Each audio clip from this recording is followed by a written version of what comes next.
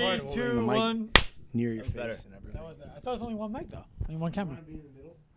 Doesn't matter. Audio, bro. Ah, okay. All right, go for it. So we're ready? Okay.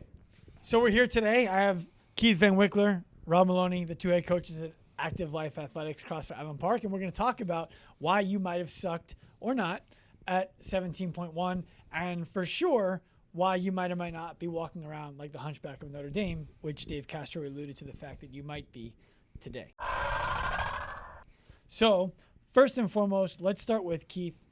Discuss a little bit about the programming that went on in the gym and why we're able to, as a gym, hinge today on a Tuesday after the opens when we hinged 150 plus times, and our members are fine with it.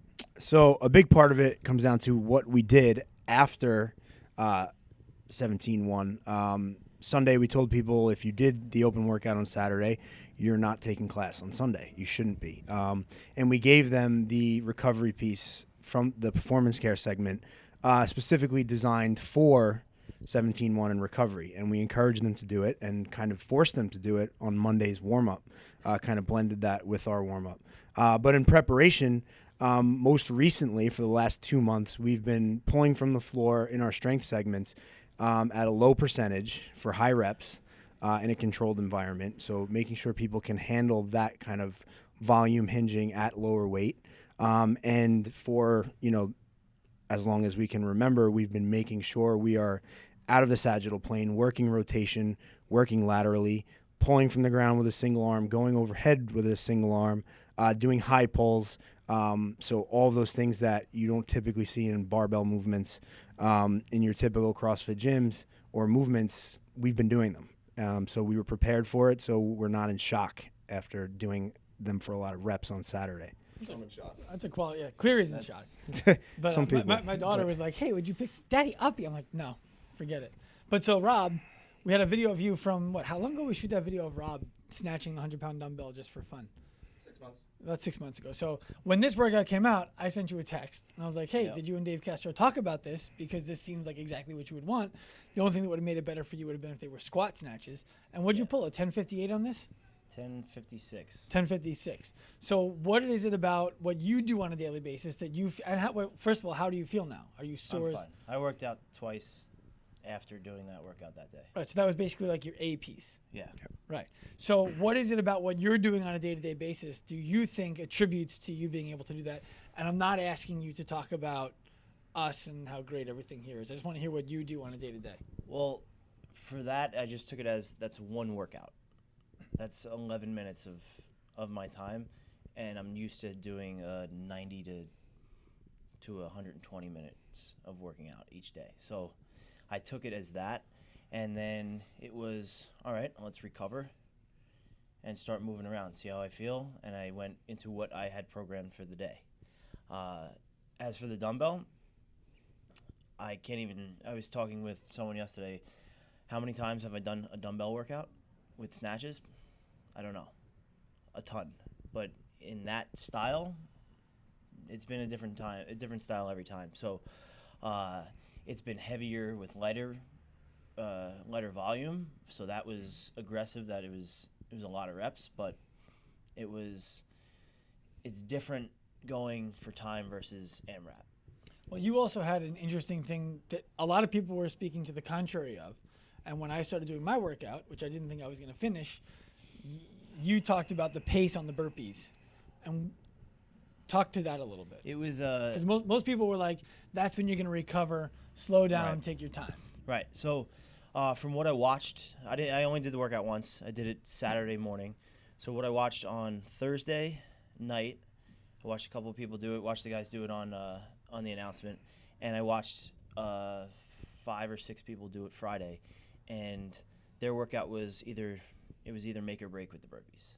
And I tested how long 15 burpees over the box took me, about 47 seconds. So I knew I had to keep it around a minute each time.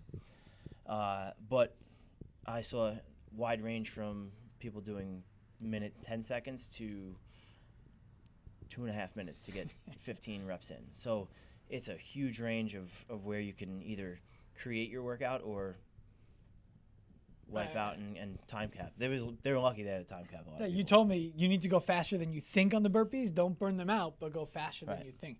And I thought that was Because you can easily recover a few reps into your snatches because you're just moving slower naturally. because the snatch really wasn't heavy. I mean, we're obviously speaking to the people who can move the weight, but Right. it wasn't designed to be a heavy snatch for anybody. No. So it shouldn't have been a heavy snatch if it was. It's that 95-65 thruster. That's the Yeah, what we're which going with. I hate. The way I described that snatch to people, especially in the later rounds, is it's not a barbell. It's not heavy. It's similar to a row where you just need to keep reaching down and pulling and reaching down and pulling. It doesn't have to be fast. It doesn't have to look pretty, but you just need to black out and go until you hit that number, and it's not going to tax you as much as you think. When you take that second to step away from it and be like, oh my God, how much do I have left, and get out of that rhythm, that's where you're going to run into trouble. Yeah, and I think that you touched on something earlier that is the biggest reason why people are so beat up after this workout. And it's not that they had to bend down and stand up over and over and over again. Because if we gave you, I mean, what was the weight, 50 pounds? If you were doing 95-pound power cleans for the same number of reps, yeah, you'd be a little bit sore, but you'd walk it off and you'd be like, all right, that wasn't really such a big deal. It's the idea that we were outside of the sagittal plane. The sagittal plane means anything I could do straight forward and back. Squats, deadlifts, CrossFit in general is basically a sagittal plane movement, right? When Dave Castro threw out, you're going to need dumbbells, and people went nuts, one of our friends, Tyler McBride, was like, I want you to say out loud that you don't want to buy dumbbells for your gym. And it sounds pretty ridiculous. But the biggest thing about it is because you don't have that kind of equipment, you can use a kettlebell, right? But most people are working with two hands at all times straight forward, not working the rotation, not working anti-rotational stuff like we have in our BulletProof programs, right? This is where BulletProof back, BulletProof hips, lower body, and even all of them really.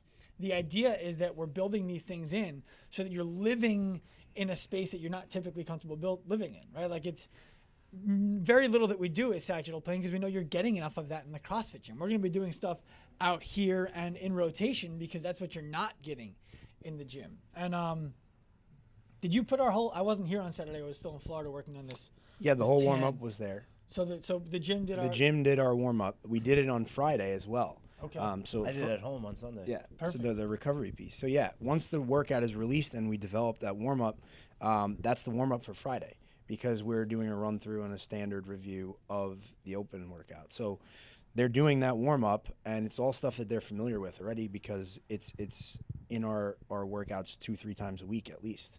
And then it's also given to people on Saturday morning to do, and as well as the recovery piece that Rob did at home. We had, that posted as well for Sunday. The PCS. Right, yes, the PCS on Sunday, and it was also blended into our warm-up on Monday. So people have been getting force-fed that, and they absolutely understand the benefit of it at this point. Spoonful of sugar with your medicine, There right? you go. Yeah. Hide your vegetables in your ice cream. That's what it is. And Rob started eating broccoli, which is There you also go. probably a Amazing. big reason why he did Amazing. so well. So guys, listen, I hope you got something out of this. Remember, going forward, the warm-ups are always going to be coming out the Thursday night that the Open is released. Give us a few minutes to get them shot and online, but they should be online before 10 o'clock Eastern time. The warm-ups will help you go. That's a nod from the camera.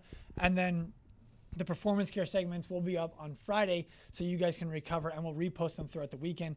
If you guys are looking for these guys online, right, if you're looking for great coaches who are doing what they say you should be doing, RJ Maloney, there's no number, right? No number. At RJ Maloney, at KVW299. Hopefully you already know where we are, at Active Life RX. Until next time, anything you guys want to add? Good luck on 72. They shouldn't Have need fun. luck. That's right. They shouldn't need luck. Thank you guys.